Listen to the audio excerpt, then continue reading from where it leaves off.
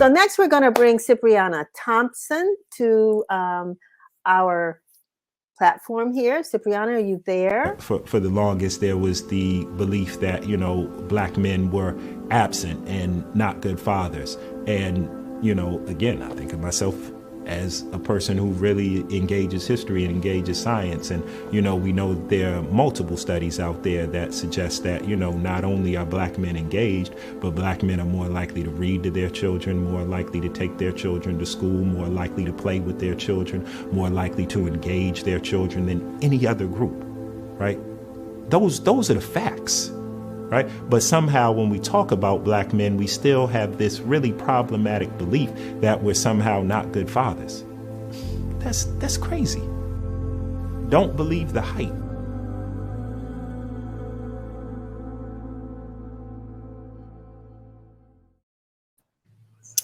That's powerful, Cipriana. I didn't know that we were going to have sort of that little piece there to have that conversation, and everything that I heard just sounded so true. How are you?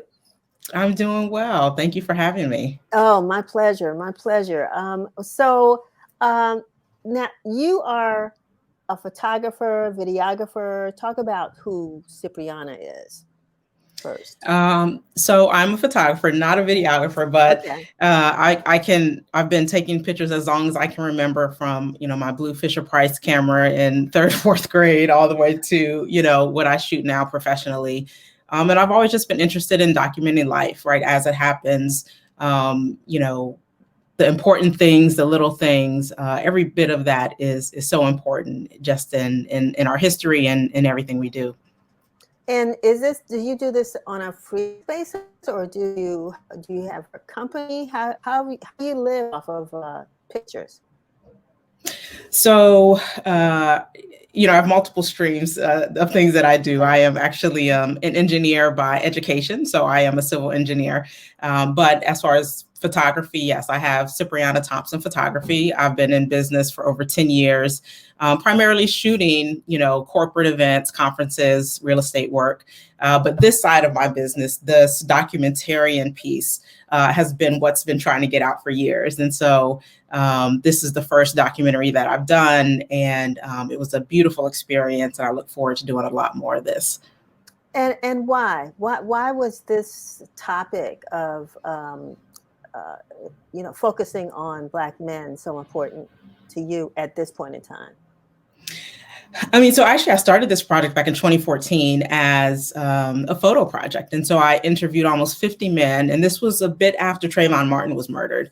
And I just was really interested in hearing what Black men had to say, and having direct conversations with them. And so we had some great conversations just about Trayvon Martin specifically, but also about their experiences in America, the interactions they've had with law enforcement, their hope for our community, and all of those things. And in 2020, I revisited this because I knew there was still more work to be done with what I gained the first time around, and decided to partner with John Ledbetter at Sunchase Media to put together this documentary as a final act of, this first piece of work. Who were the men that you selected to interview for this? Were they, age range? Were they all older men, or how did you select your subjects? So the men ranged in age from 25, being the youngest, to my dad, who at the time was about 76. So he was the oldest.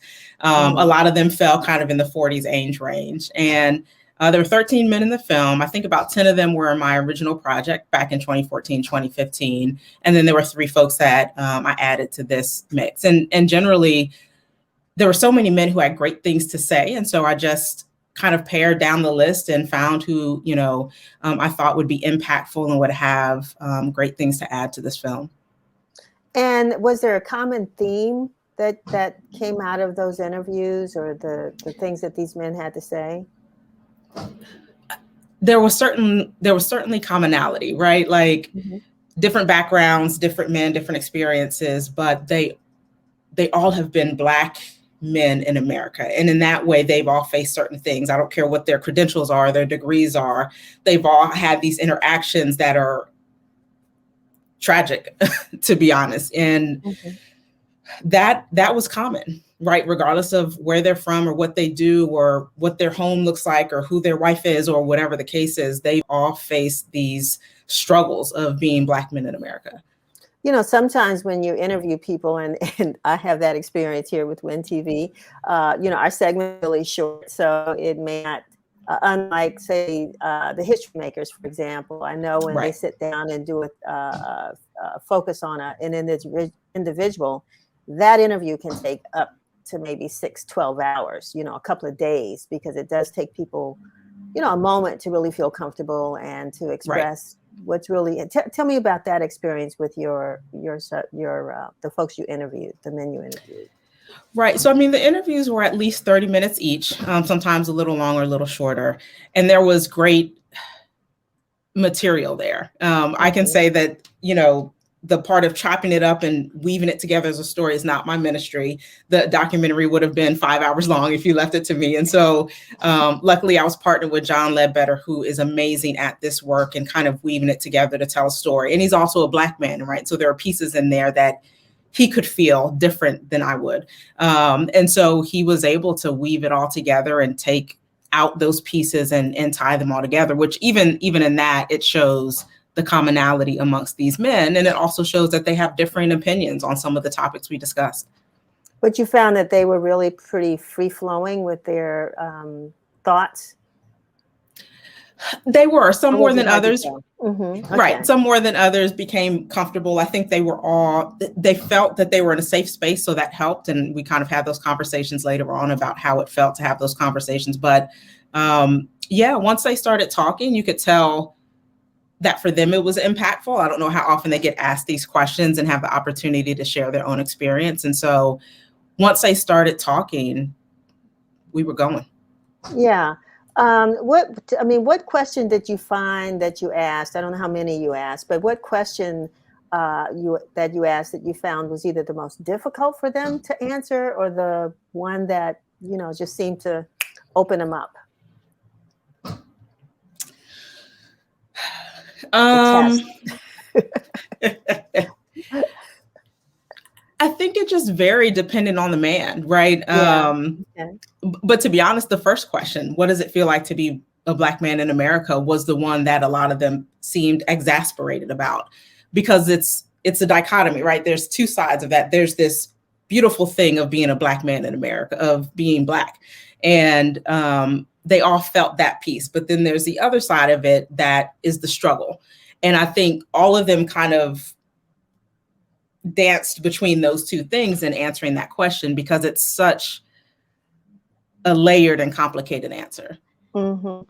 Yeah, I can't wait to see this, you know, particularly, again, I keep going back to what happened on Sunday at the Oscars, and a lot of Black men saying that was just a moment that really, you know, caused them some angst, you know, just to see two Black men on this stage that they're going to see forever and ever.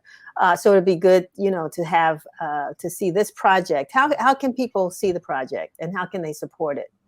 Absolutely. So we did our first screening a couple weeks ago. We're now working on additional screenings locally and in other cities across the United States. So if you go to whentheyspeak.com, we will keep that updated. There's a place you can put in your information if you like to be kept notified of our upcoming screenings, which we plan to do soon. Also on that same site, you can make a donation. You can sponsor. We're still looking for sponsors to help us move this project forward. And also, if you have some space that you'd like to perhaps have us come to do the screening, we're looking for opportunities to do that as well. I think this is widely applicable. Looking to do it on HBCU campuses. Dr. Abdullah, the president of Virginia State, is in this film, and we plan to do a screening there as well. But so HBCUs, I think it's great for corporate spaces, right? Let's have some real conversation in places where this conversation isn't happening. But we're open to a lot of ideas around where to screen it next. And for now, that's the place to see it, right? Wherever we show it in public spaces. But ultimately, we will find other ways to get it disseminated. And how long is it? It's about 45 minutes. So it's relatively short for everybody with a short attention span. It should show very well. Wonderful. Cipriana, thank you so very much for being with us and for sharing this project with us. We wish you the best of luck, but I think everybody needs to take a moment to just hear Black men speak And so we're Absolutely. glad that you've given us that audience. So wishing you the best of luck. And we may be reaching out. The Washington Informer might want to host a screening. That would be amazing. Sometime soon. So let's talk about that. Okay, doke. Sounds good. Thank you, Denise. Thank you. All righty.